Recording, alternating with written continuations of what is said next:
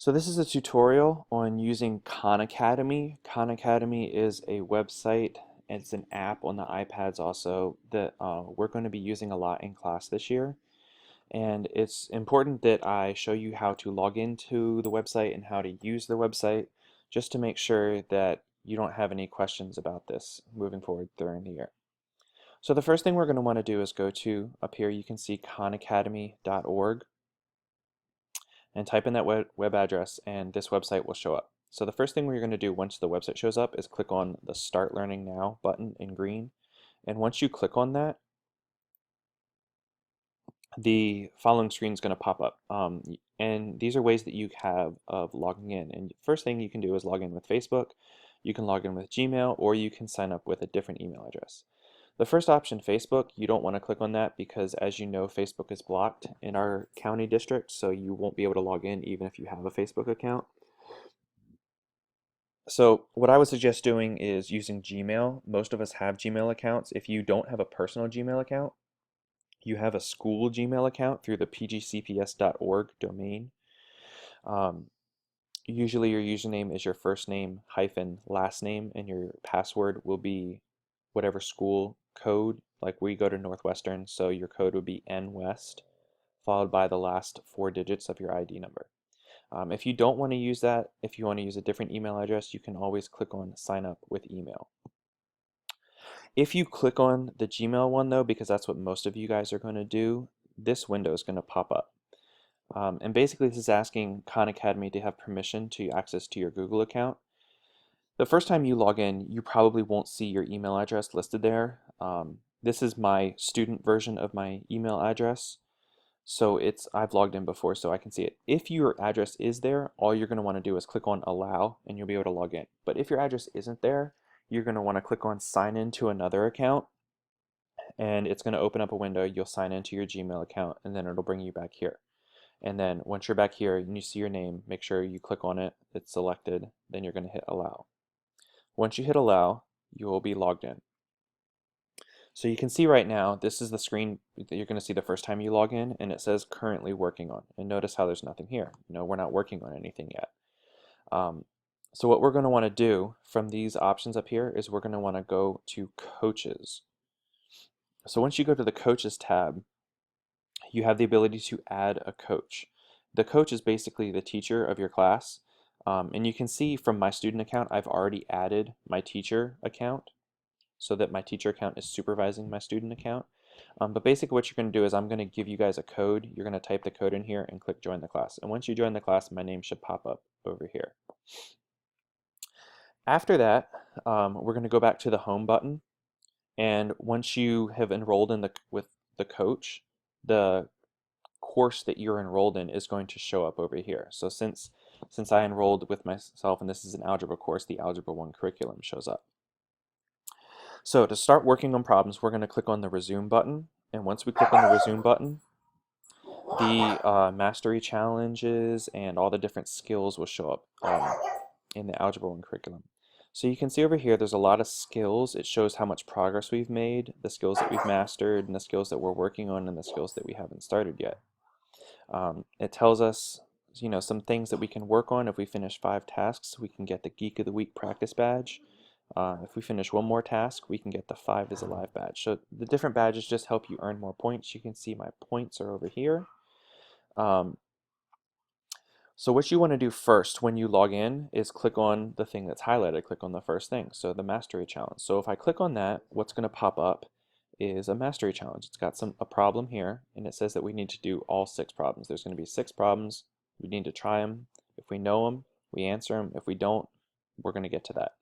So let's say this problem. It says, first off, it gives us a hint on how they want us to answer it. This one needs an integer, like number 6. So we want whole numbers here. If you put in a decimal or a fraction, it's not going to accept your answer. Once you type your answer in, over on the right side, the check answer button in green, it's faded right now, but once you type in an answer, it'll turn into a darker shade of green, so you can click on that and check your answer.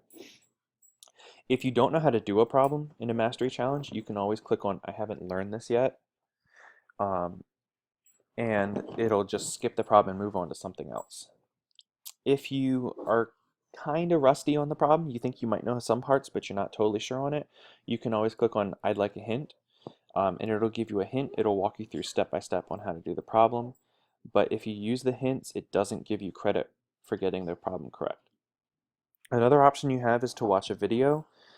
Every single type of problem on Khan Academy has a video that you can watch that will teach you how to do the problem.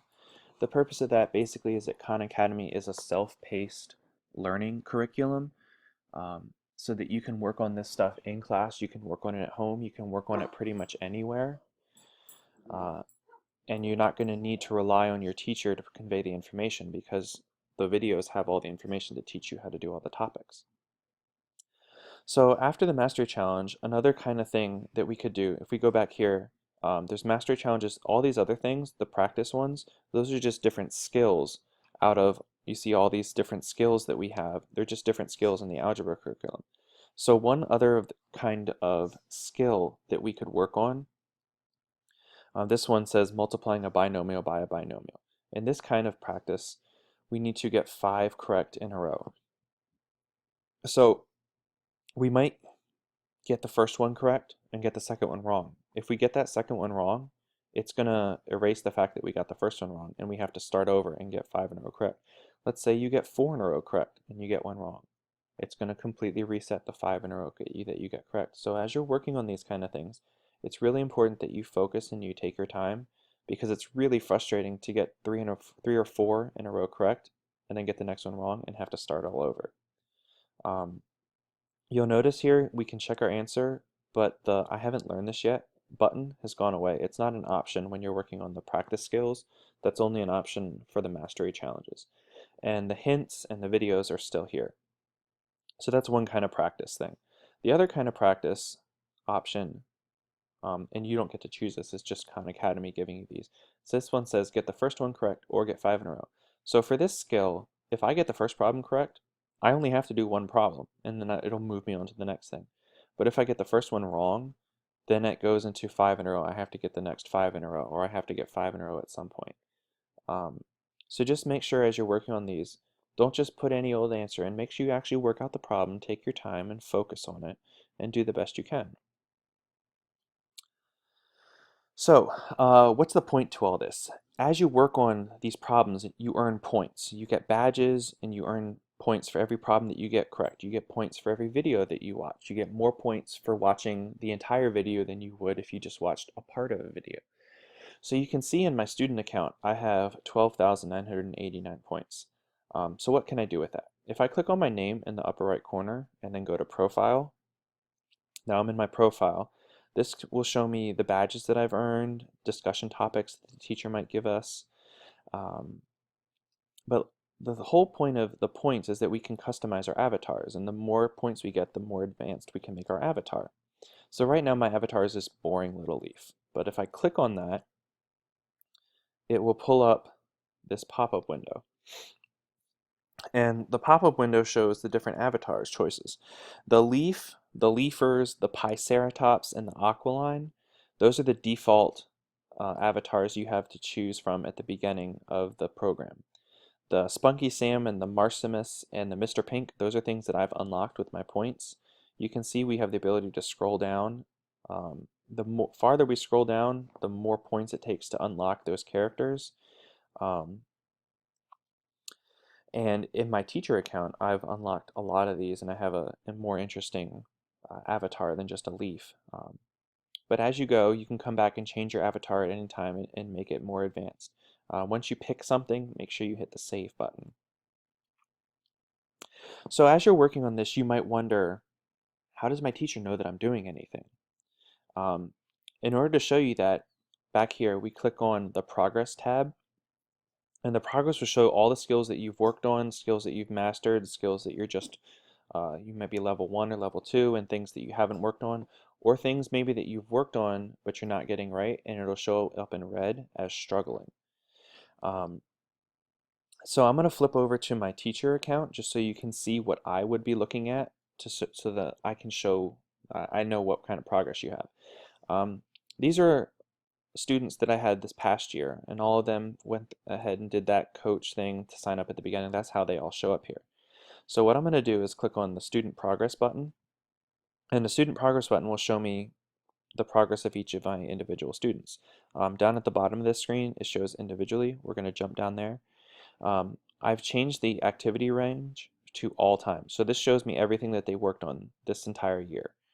Um, the red column shows me skills that students struggled with. The blue shows me things that they've mastered.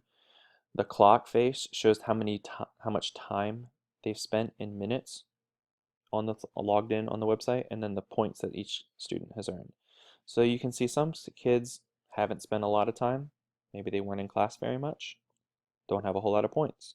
Other kids spend a lot of time, have a lot of points. Those kids are probably doing pretty well with the content. They probably understand a whole lot more because they've worked on a whole lot more. So what we're going to do now is select one of our students and look at details on that. So I have selected this kid, Alfredo. You can see Alfredo had a lot of points this year. He spent 540 minutes logged in on the website working on stuff. Down here it shows me all the things he's mastered. You can't see it here, but there's one skill down here that he's struggled with.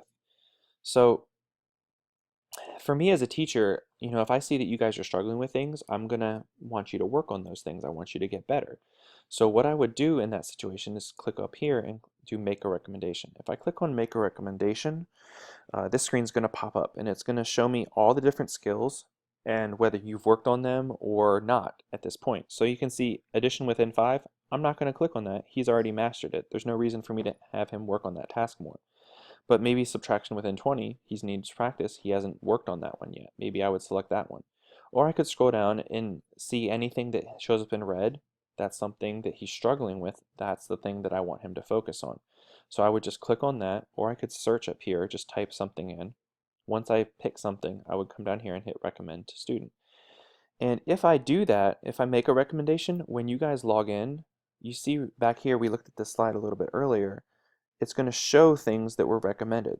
So when you come into class and you log into Khan Academy on any given day, if you see a recommendation by me, those are the things I want you to work on first. Those are the things we're going to be focusing on in that lesson. Those are the skills that you might need to do whatever content we're focusing on that day or that week or whatever. So that's the tutorial for Khan Academy. If you guys have any other questions, obviously feel free to talk to me. You can come back and look at this tutorial anytime as well.